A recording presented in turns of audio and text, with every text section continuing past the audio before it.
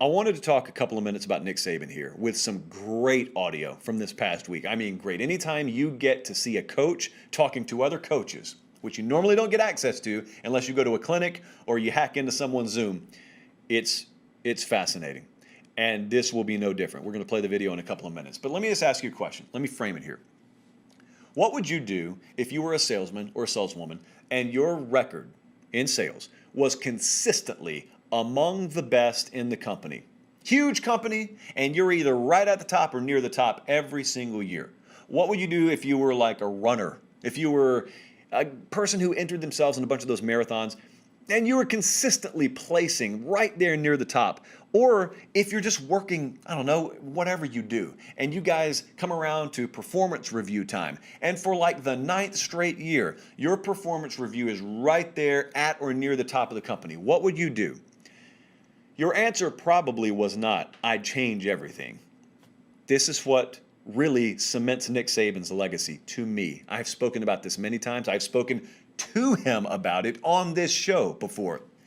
Nick Saban gets to around 2013, 2014, and he is at or near the top of the sport. They have won already 3 national championships during his tenure by this point in his career at Alabama, and he changed everything. They didn't have to have a 5-loss season to do it. They didn't have to have crippling setbacks. They didn't have to fall out of the top 10 in recruiting. He changed everything while he was on top. A lot of people have noticed it now that we're several years removed from it. But he didn't have several years perspective before he had to make the decision. So I'll talk about how difficult that is and how huge it's been for college football and Alabama on the other side. But this was audio from a sort of a coach's clinic setting that was last week. I believe he was speaking to some coaches in Louisiana. So we're going to roll the footage. Jesse's going to play this for you, and then I'll talk about it on the other side. Take a listen to this. We have good defense. I mean, we gave up 19 points a game last year, and that was first in the SEC. 19 points a game. That's 6 points above what we think is average, which is giving up 13 points a game. And it's first in the SEC. So the game is different now. People score fast. The whole idea, like I grew up with the idea that you play good defense, you run the ball, you control vertical field position on special teams, and you're going to win. Whoever rushes the ball the most for the most yards is going to win the game. You're not going to win anything now doing that. Because the way the spread is, the way the rules are to run RPOs, the way the rules are that you can block downfield and throw the ball behind the line of scrimmage. I mean, those rules have changed college football. All right, and no huddle fastball has changed college football. So I changed my philosophy about 5 or 6 years ago.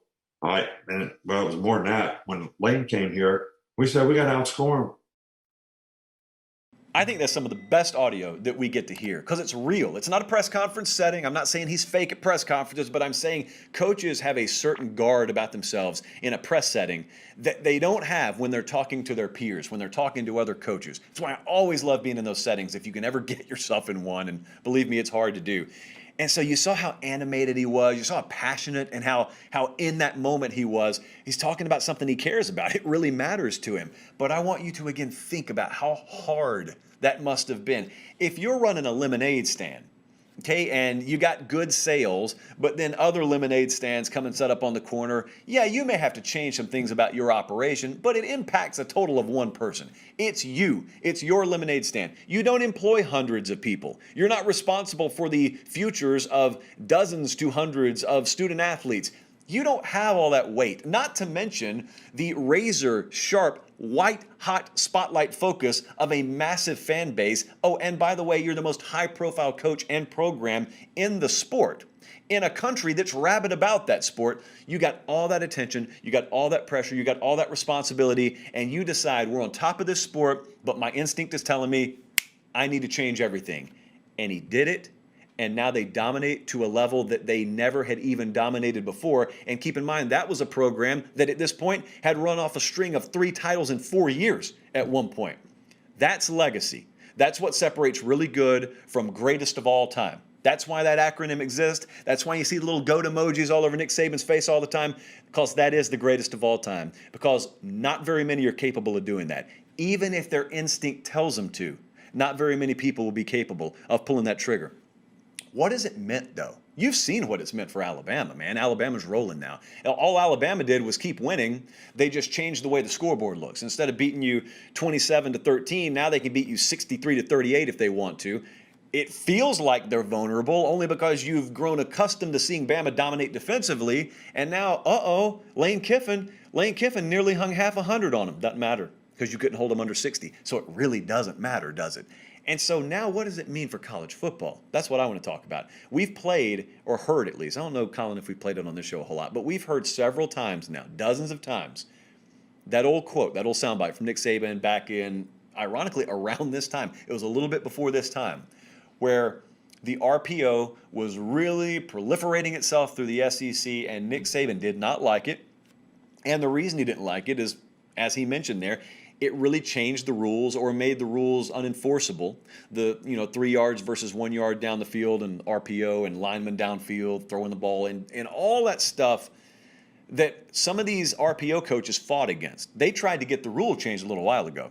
See, they wanted the rule to reflect the NFL rule, where linemen can't be more than 1 yard downfield on the passes, obviously. And so they wouldn't do it. The league wouldn't go for it. The NCAA didn't go for it. And so Nick Saban looked around and he just said, is this what we want football to be? Now, at the time, everyone, because they needed to get clicks, they labeled him a whiner. And I remember vividly, I was doing radio down in Columbus at Georgia. And I remember thinking to myself, there's no way this guy's going to let the sport leave him behind. He's adapted at every turn. It's documented. He's done it throughout his career.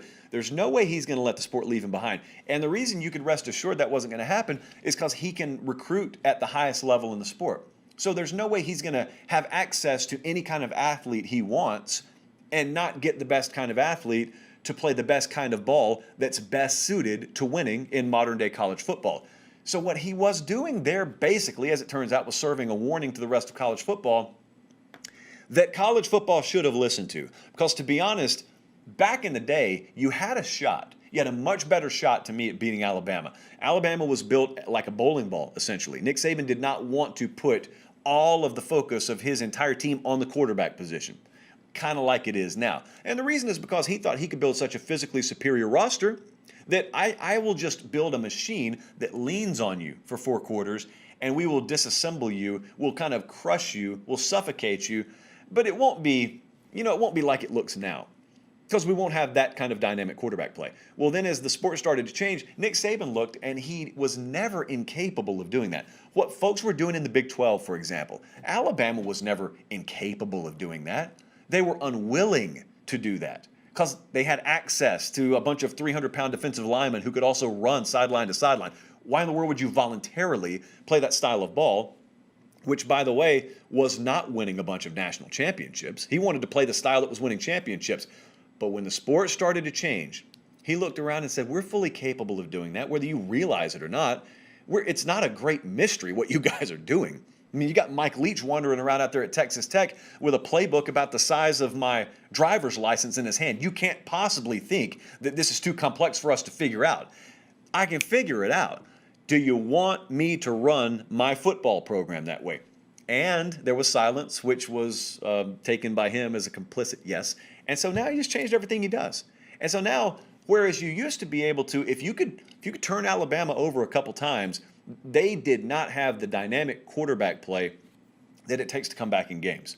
Like they have had to done against Georgia, for instance, in a national championship game. They didn't used to have that. Well, they got it now because they changed their entire recruiting philosophy. They changed their critical factors they look for at the skill positions. They put a premium on a different kind of receiver. You notice they don't have many 6'4" receivers walk through the door anymore. You notice how they all look like Jalen Waddle or Devontae Smith or Henry Ruggs or Jerry Jeudy. It's like all of those guys. You give or take 20 pounds, you give or take 1 or 2 inches in height and weight, they're all the same. They prioritize speed and space.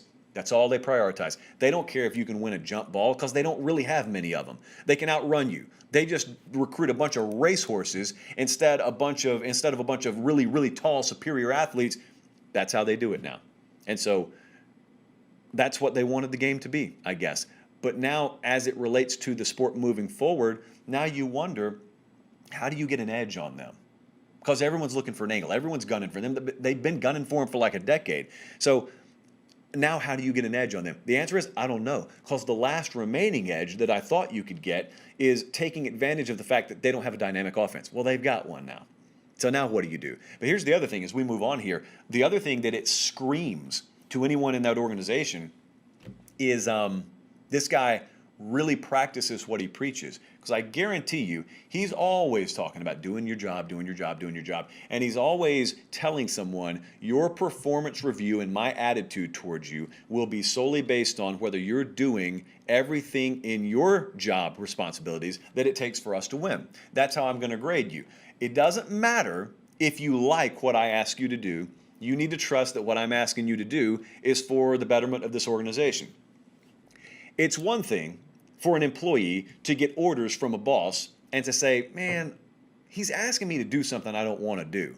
And therefore, you're not motivated to do it. Well, in this particular organization, you just listen to Nick Saban. Do you think, in your right mind, this guy wants offense to look like it looks right now? Do you really think if he had his way, and he could choose style of play, and he could choose the overall themes that exist in the sport of college football, you really think this is the tapestry with which he'd want to coach in front of? No. He likes it the way it used to be.